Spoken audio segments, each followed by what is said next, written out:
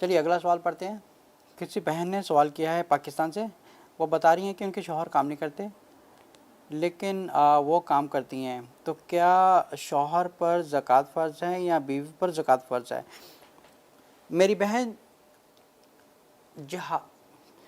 زکوٰۃ اس پر فرض ہوتی ہے جو کام کرتا ہے۔ اگر آپ کے شوہر کام نہیں کر رہے ہیں تو ان پر زکوٰۃ فرض نہیں ہے، کیونکہ وہ کام نہیں کر رہے ہیں۔ زکوٰۃ اس پر فرض ہوتی ہے کہ آپ جتنا کام کر رہے ہیں اس میں سے آپ کو زکوٰۃ کا حصہ نکالنا ہے۔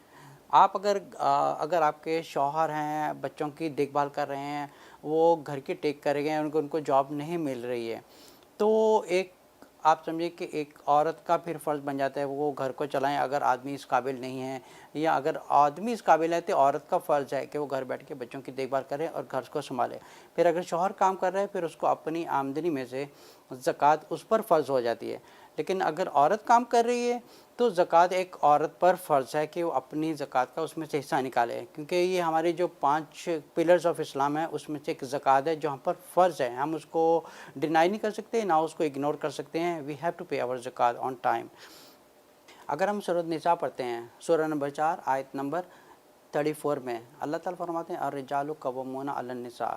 اب اس آیت میں اس بات کی طرف اشارہ ہے کہ جو آدمی ہیں وہ عورت پر ایک درجہ رکھتا ہے۔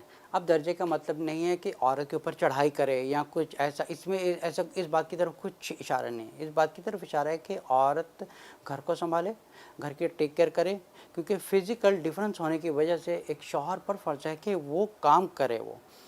تو اگر آدمی کام نہیں کر رہا ہے تو پھر ایک عورت الرجال قوامون، پھر وہ گھر کو چلانے والی ایک عورت ہے، پھر ایک عورت کے اوپر فرض بن جاتا ہے کہ وہ اس زکوٰۃ کا حصہ نکالے اس میں سے۔